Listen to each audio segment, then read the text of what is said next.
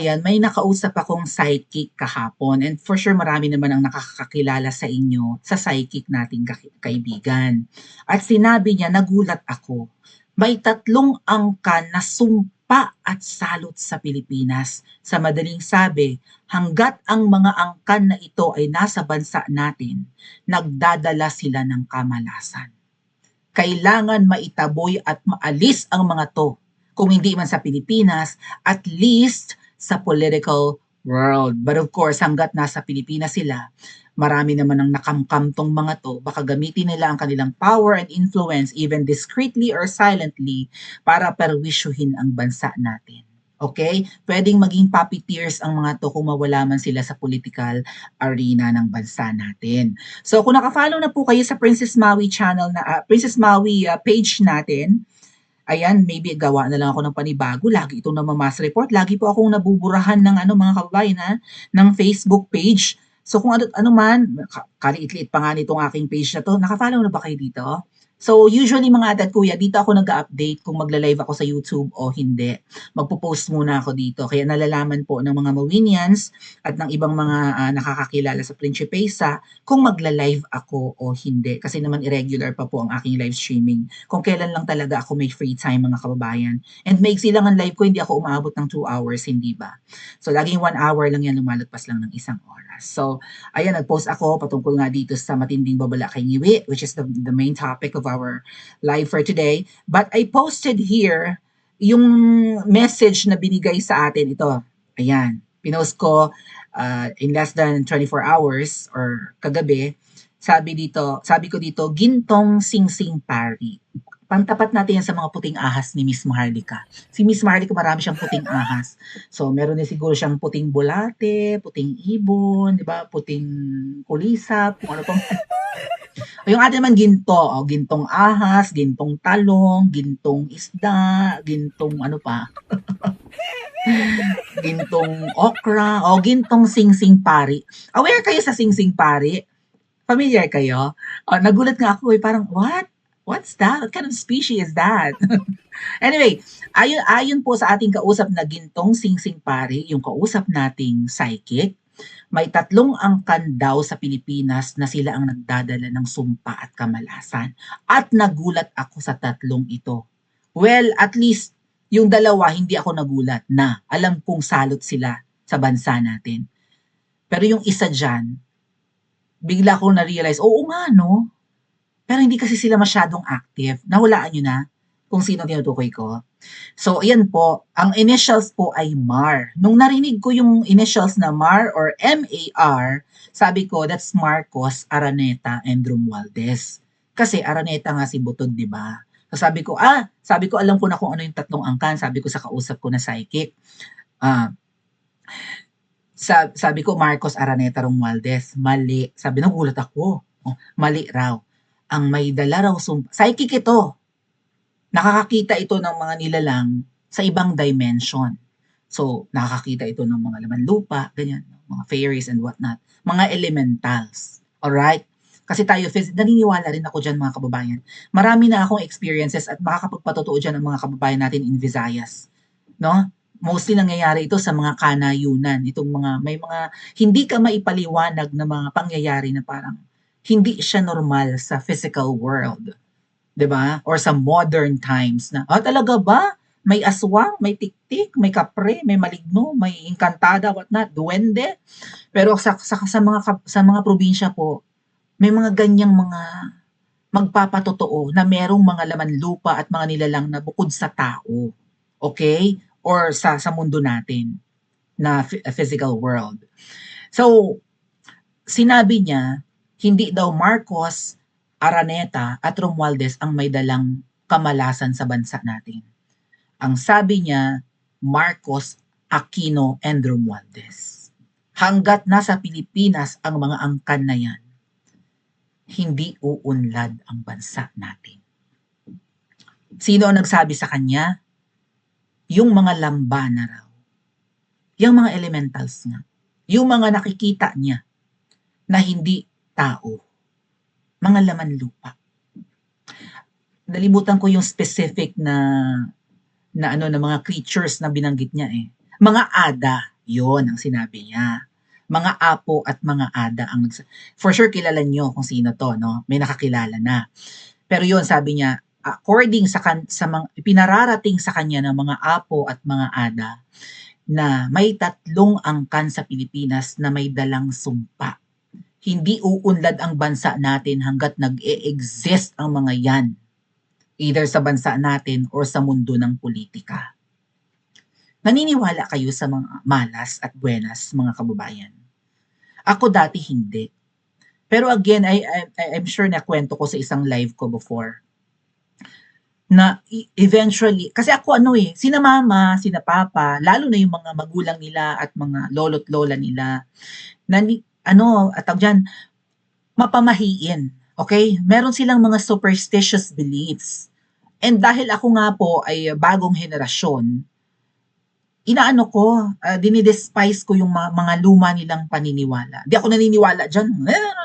Kasi even my mom would have uh, told me a story about me, why we left Katagalugan and tumira kami ng Kabisayaan. That's why nakakaintindi ako ng mga wikang Bisaya o dialektong Bisaya. Hindi ako ipinanganak sa Kabisayaan, sa Katagalugan ako pinanganak, pero umalis kami, okay, ng Katagalugan at doon ako nag-aral ng elementary at high school sa Kabisayaan. And then bumalik na lang kami ng Katagalugan nung nag-college na ako. Okay?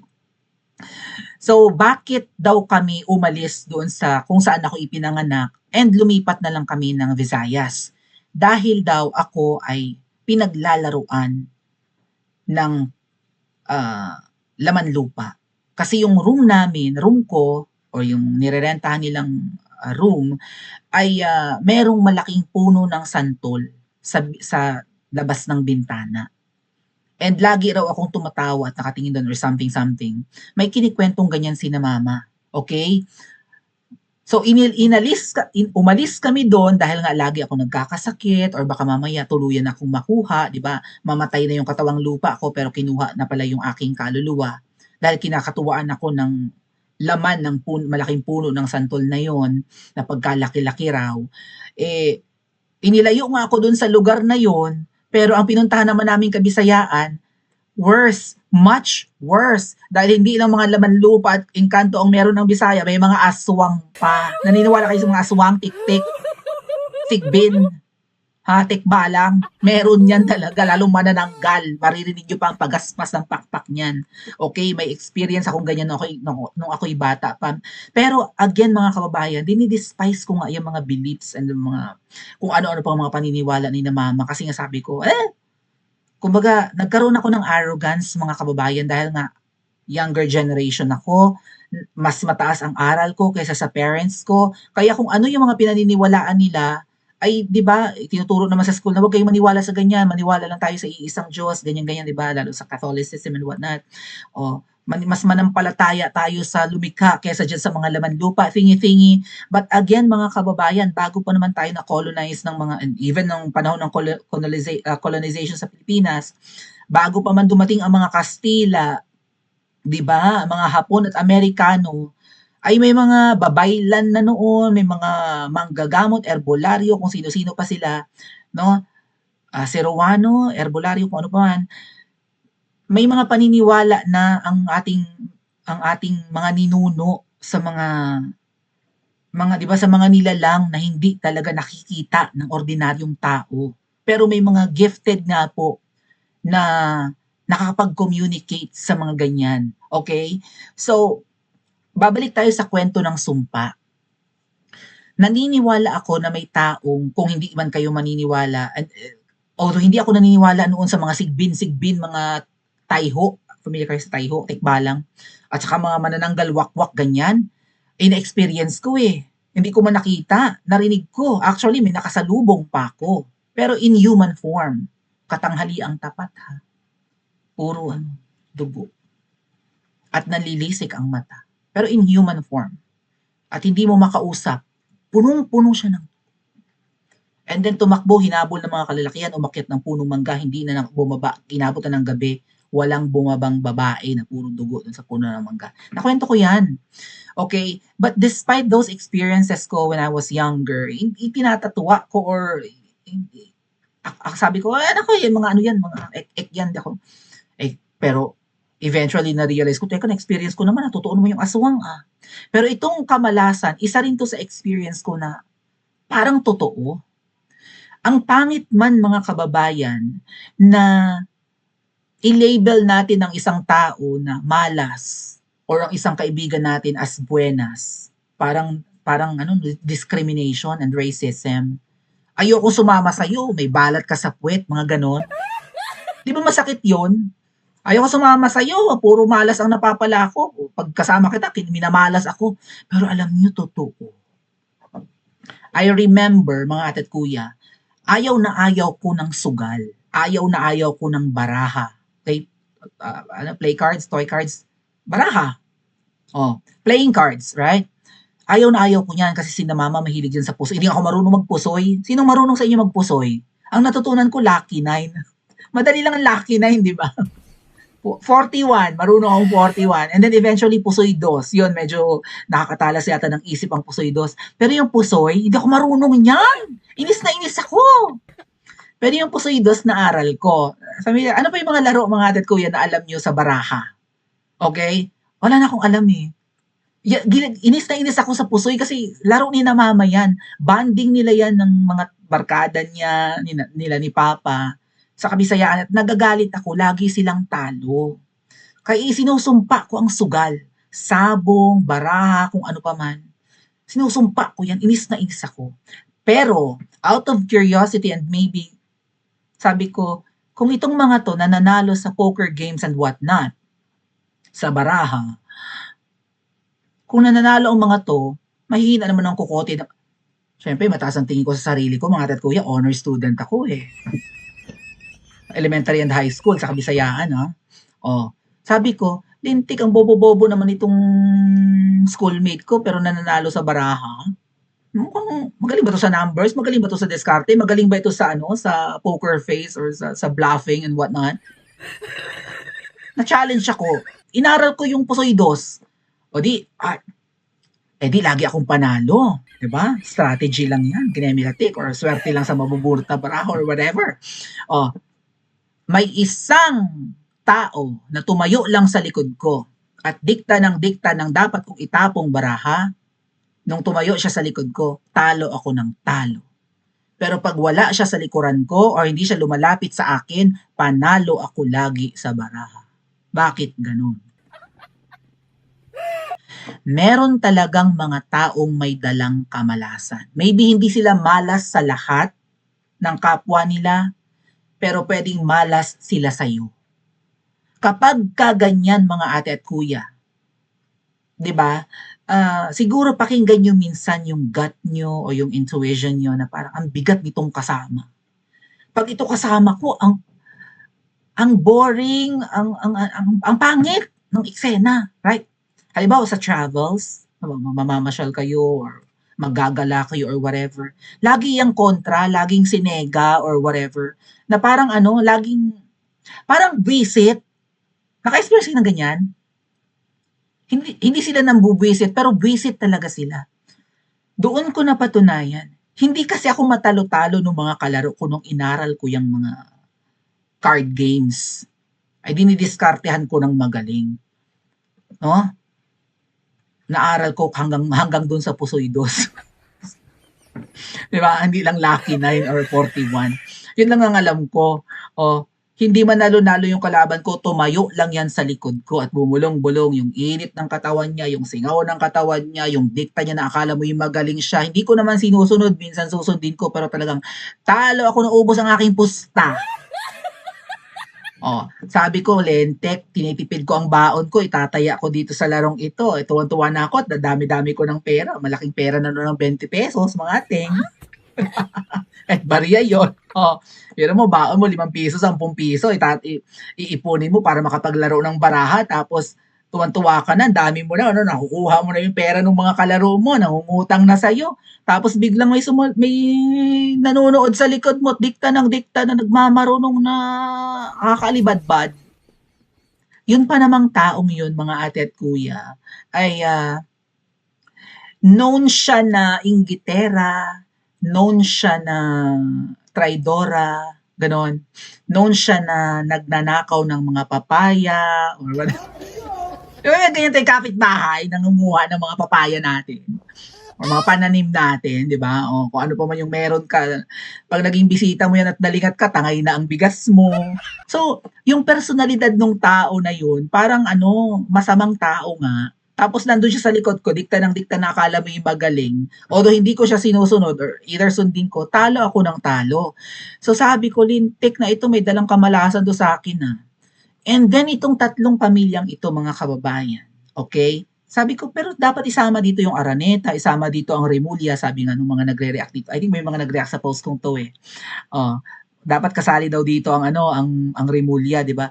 But again, ang sabi po ng mga elementals doon sa kausap natin, ang tatlong angkan na ito ay may sumpa at minamalas ang pamilya natin dahil sa kanila. Minamalas ang bansa natin dahil sa kanila. Hindi makakausad ang bansa natin, hindi makakaahon sa kahirapan hanggat nandyan sila.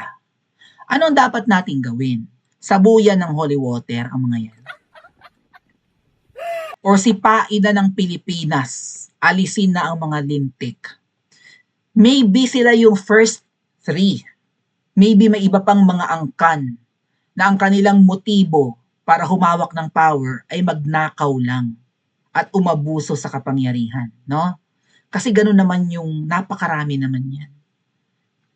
Nakikita na natin ngayon, tukoy na natin kung sino-sino itong mga politiko at natatandaan natin ang lahat ng kanilang apelyido.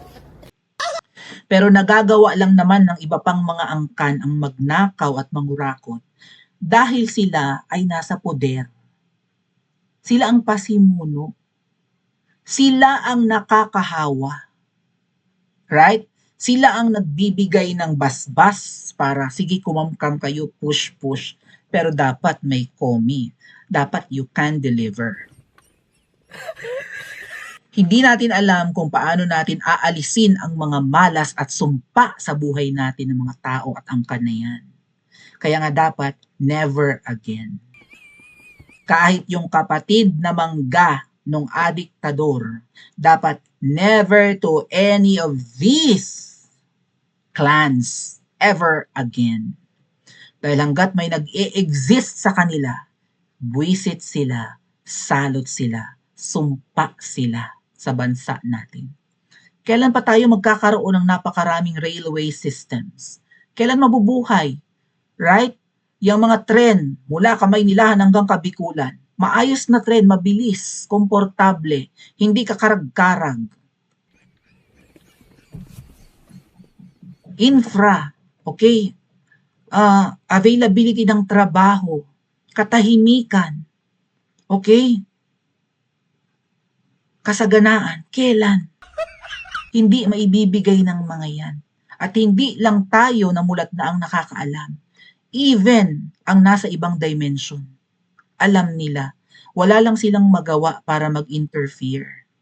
'Di ba? Hindi naman sila pwedeng makialam sa physical na mundo ng mga tao. Pero saksi ang mga yan. For sure nabuhay na sila ng matagal. No? Kung sino man yung mga laman lupa, mga engkantado, engkantada, engkanto, elemental, kung ano pa man sila or anong tawag sa kanila. Nalulungkot sila para sa bansa natin. For sure, saksi sila sa paghihirap ng mga Pilipino noon pa. So, paano natin aalisin ang sumpa, mga kababayan? Pa-comment nga po sa comment section at panoorin ang susunod.